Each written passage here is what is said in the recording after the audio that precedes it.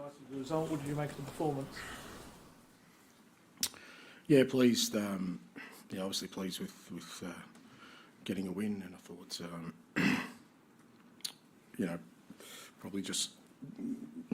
probably deserved it in the end with the endeavours, but fair to say first half wasn't great. Part of that was because Brighton are a good side. They're well coached, very disciplined, and we weren't.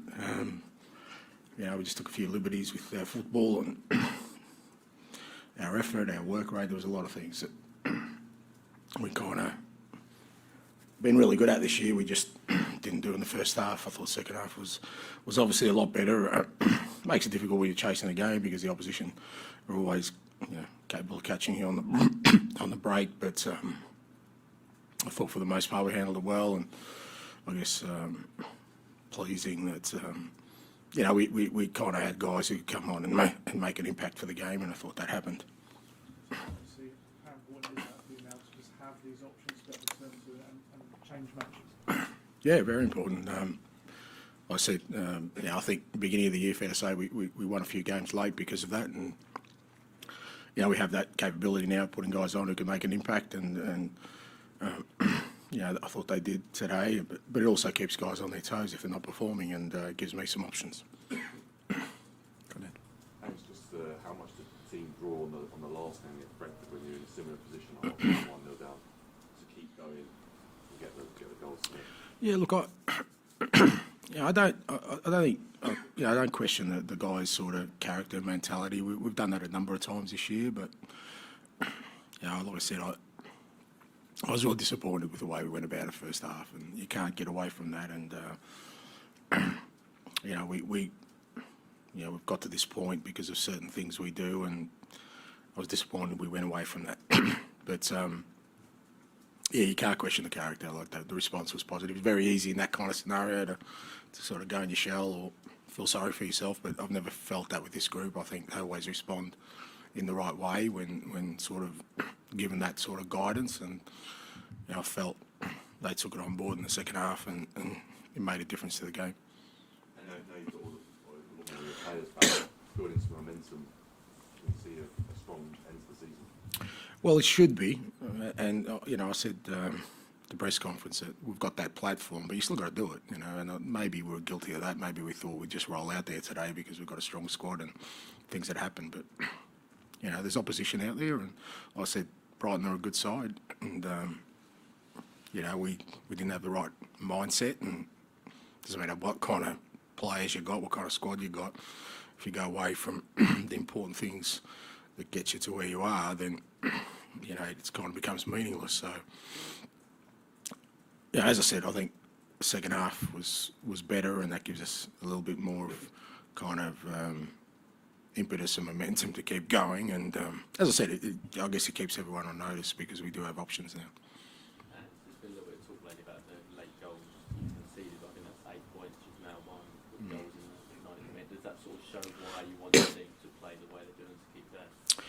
Yeah, look, it's I wasn't trying to be flippant the other day, but it is. If you look at all my teams historically, they've always done that because kind of the way we approach it is that the clock and the scoreboard shouldn't dictate how you play. So if that's your mentality, we should always be looking for goals, irrespective of sort of whether we're winning 1-0 or losing 1-0. Now, sometimes that kind of feels counterintuitive when you're winning 1-0, but I think it helps you in games like this when you're chasing the game, because really you don't have to change anything. There's no instructions for me. The players know, well, this is what we do anyway, so it doesn't mean a major shift. And I think if you're trying to become a team that's dominant and wins games of football, I just felt I'd rather err on that side than sort of try and protect things that you have.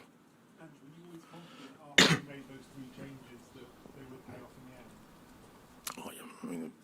I'm not really sure what confident. I was putting on some good players and guys who can make an impact.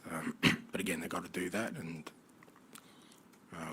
especially in that sort of midfield front third, we've been pretty limited lately in terms of what we can do, just to give us a little bit more energy, because obviously, like I said, Brighton were doing well, but they're working really hard to stay in the game, and you know they're going to get tired. And then the fact that we could bring on at least 2 attacking players who are going to be a threat, and you know it maybe looks simple, but you know that ball that Sonny plays, you know that's a world-class player who in a clutch moment finds the right pass. You can't do that if you can't bring him on if it's somebody else, you know. And even Brendan getting on the far post, we worked really hard with him to do that. So,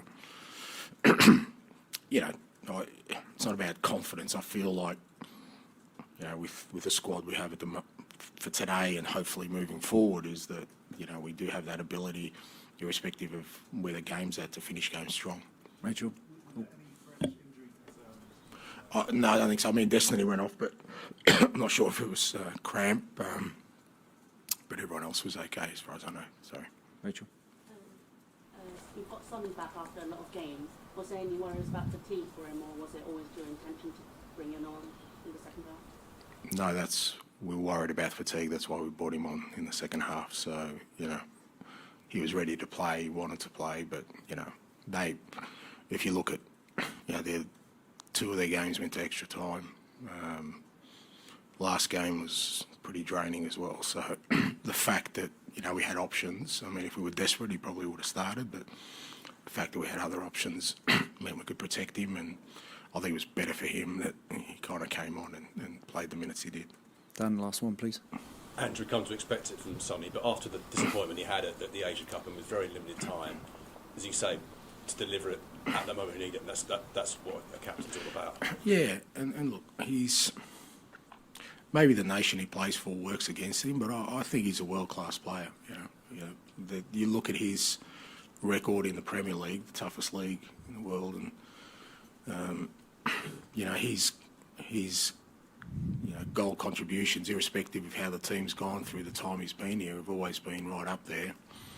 Even this year, you know, before he left, I think he was probably the best attacking player in the competition. Just my opinion, obviously, but certainly he'd be up there. And like I say, he's a world-class player, and I thought we did well to cover his absence. You know, Richie obviously, you know, stepped up in terms of goal threat and a few other players, but you know, to have a world-class player back for the run-in is brilliant for us.